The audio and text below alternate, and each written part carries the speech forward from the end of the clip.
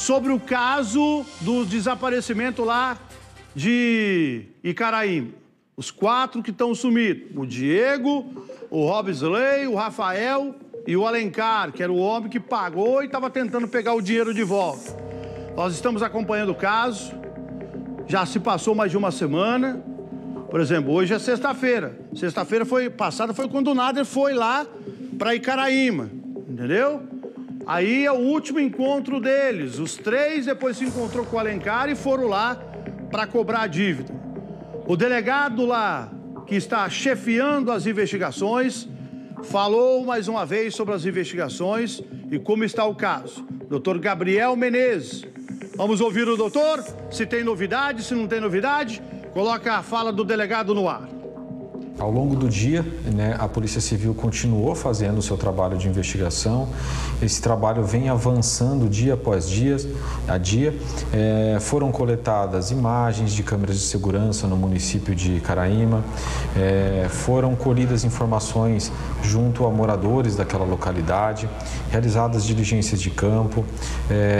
Obtenção de dados para início de análise das imagens coletadas. Enfim, uma série de trabalho de investigação que vem sendo desenvolvida ao longo dos dias, Em relação a esse caso, é importante esclarecer algumas questões que foram divulgadas, e que acabam gerando alguma confusão. Foi noticiado que a família das vítimas, elas receberam a localização de um bunker no município de Icaraíma, que estaria supostamente os corpos das vítimas. É importante esclarecer que a Polícia Civil, Militar, Corpo de Bombeiros já realizaram as diligências sobre esse local no dia 8 de agosto, na sexta-feira. Nós já havíamos recebido essas informações e nesse local todas as forças de segurança, nessa diligência específica, a Polícia Militar Ambiental esteve presente porque eles conheciam muito bem essa área e nós fizemos diligência lá, inclusive utilizando o cão de faro do Corpo de Bombeiros e nada foi localizado nesse local. Então, foi feita uma divulgação de como se a polícia não tivesse diligenciado sobre esse ponto e essa diligência ela foi feita sim já, nós já exaurimos todas as informações que nós recebemos, já foram levantadas. Importante esclarecer também que a todo momento chegam notícias anônimas de um local onde essas pessoas, esses desaparecidos estariam. Já mandaram localização de pontos às margens do rio Ivaí. Foi feita a vistoria e nada localizado. Chegou informação de que essas pessoas estariam vivas e mantidas em cativeiro. Nós fomos até o local e nada foi encontrado. Então, fica a impressão de que algumas pessoas elas estão repassando para a polícia sugestões de investigação, ideias de investigação que não estão levando a informações concretas, estão apenas consumindo esses recursos públicos que estão sendo empregados ali, mas sem chance de êxito, já que os locais todos estão sendo vistoriados e nada localizado. Então, é importante que aquelas pessoas que queiram ajudar o trabalho policial, elas façam esse contato, repassem essa informação apenas se elas tiverem um mínimo de certeza de que aquela informação ela é verdadeira, que não repassem apenas algo por uma ideia de investigação, querendo sugerir para a polícia um caminho, porque isso vai demandar o uso dos recursos públicos de maneira ineficiente. Além disso, em relação a esse caso, também chegou a ser divulgado em um veículo de comunicação que a polícia já tinha um terceiro mandado de prisão expedido contra mais um suspeito. Essa informação ela não é verdadeira. Não existe um terceiro mandado de prisão expedido contra mais um suspeito. Isso também chegou para nossas equipes aqui que teria sido veiculado. Foi feito um questionamento a nós sobre os antecedentes criminais desses 2 indivíduos que estão foragidos, que estão com mandado de prisão expedido. Em relação ao Antônio, ele já possui uma passagem por posse ilegal de arma de fogo. Em relação ao Paulo, não há antecedentes criminais registrados. Foi questionado também se essa família devedora, se esses suspeitos do crime, eles teriam envolvimento com contrabando de cigarros ou outra atividade ilícita. O que a Polícia Civil pode passar é que não existe aqui no nosso sistema registro de ocorrência nesse sentido contra eles, né? Se circulam informações de que eles estariam envolvidos com contrabando ou tráfico de drogas, essa não é uma informação que a polícia pode divulgar como oficial, né? Porque, de fato, não há registro nesse sentido aqui para nós sobre essas pessoas. Foi questionado também como foi o processo de negociação entre o Alencar e esses cobradores de São Paulo, né? Ou seja, como que o Alencar chegou até esses cobradores? Sabiam que eles faziam esse tipo de serviço e como ele trouxe esses 3 cobradores até a cidade de Caraíma. Pelo que nós apuramos até o momento, foi uma indicação.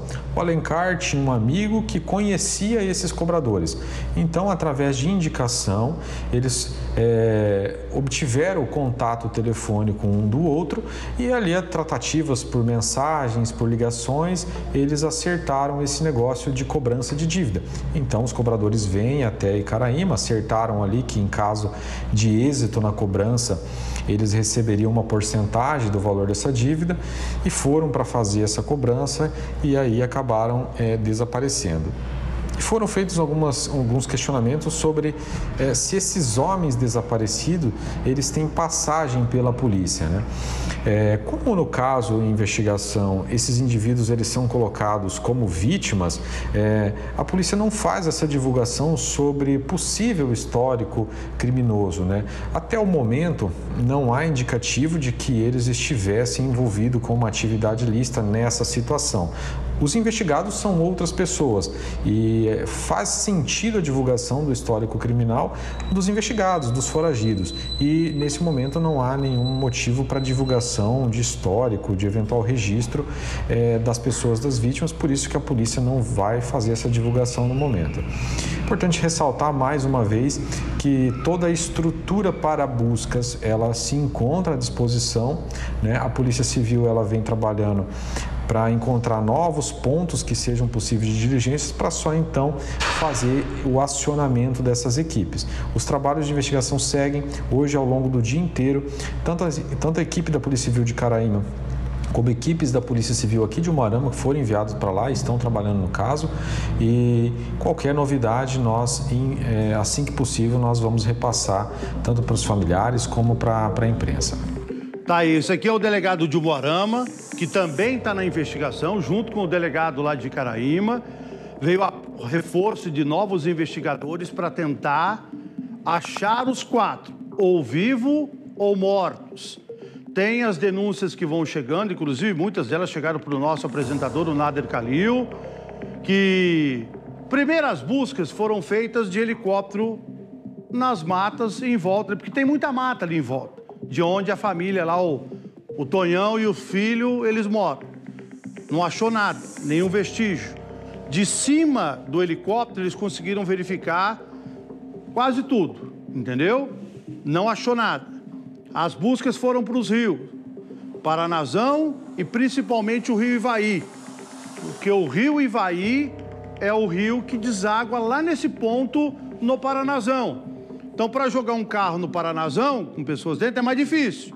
Mas pode ser que jogue também, né? Mas no rio Ivaí não é tão difícil, porque tem a balsa lá que vocês viram, que pode ter colocado o carro lá e vup. Ou se não, uma descida de alguma rampa, de alguma chácara, de algum condomínio, o caboclo pega e sorta o carro na banguela e o carro afunda lá dentro do Ivaí.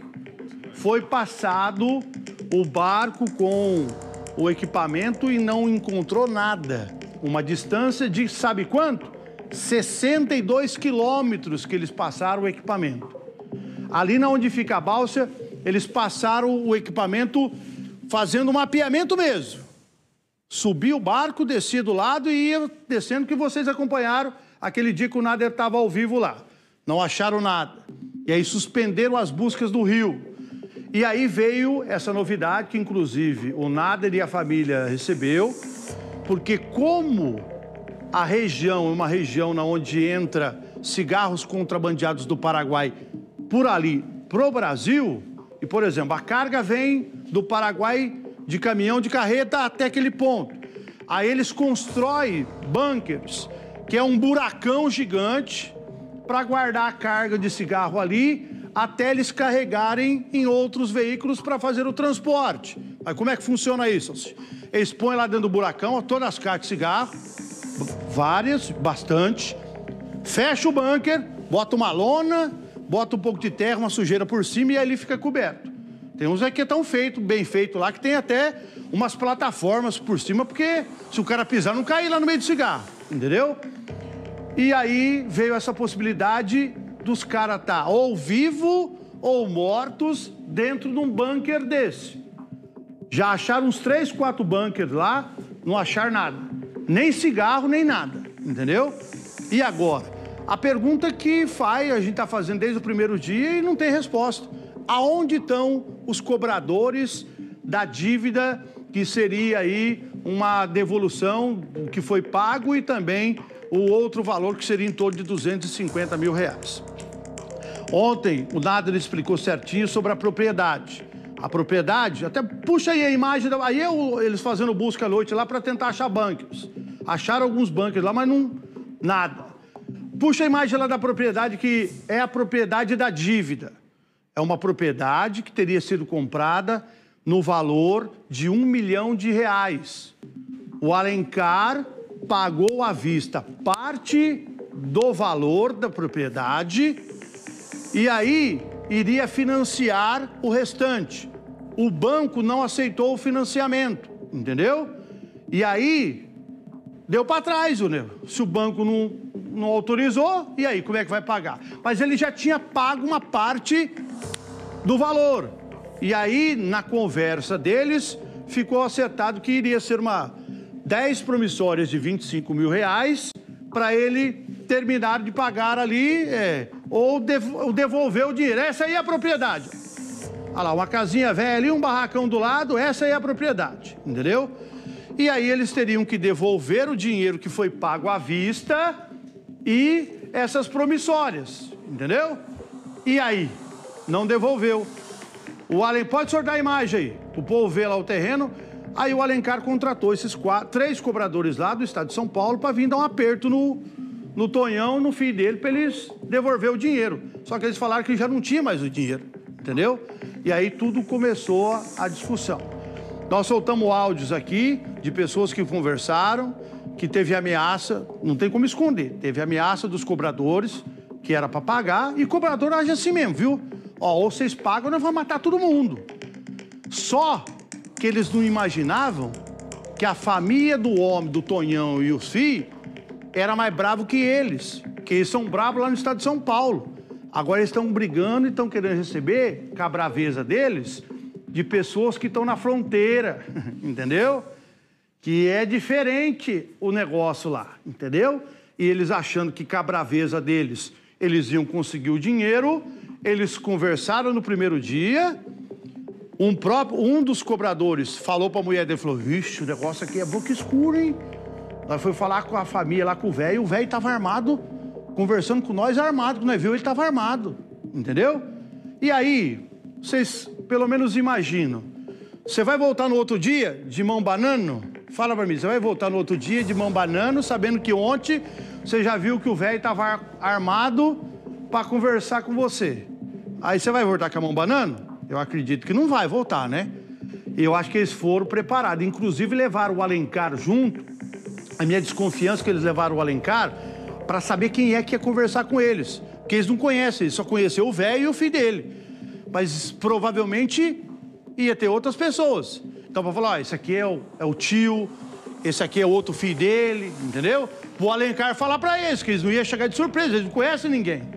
Aí, na terça-feira, na hora que eles chegaram, parece que eles se encontraram primeiramente dentro da cidade, numa residência, que pode ser até uma possibilidade de uma casa que poderia ser pega no negócio para quitar a dívida, só que eu acho que não deu acerto, e daí eles saíram, e aí ninguém sabe para onde foi. Sumiram os 4. Isso na terça-feira, na hora do almoço. foi feito um boletim de ocorrência pela mulher do Alencar na terça, no final da tarde, começo da noite.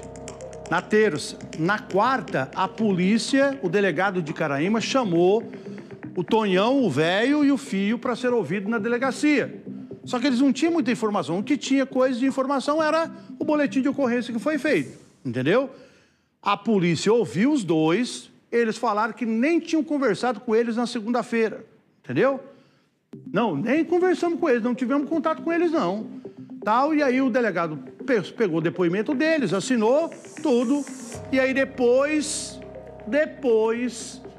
que eles foram liberados dessa delegacia aí, sumiu o velho, sumiu o filho, sumiu a família inteira, que tá todo mundo procurando até agora, não acharam nem os corpos, nem os vivos e nem a família do tal do Tonhão aí. Tá tudo sumido.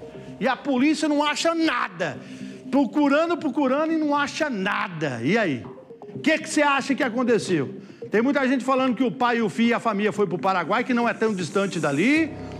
E já tem gente falando que não acredita que eles estão vivos até do dia do desaparecimento até agora. Mas estão mortos aonde?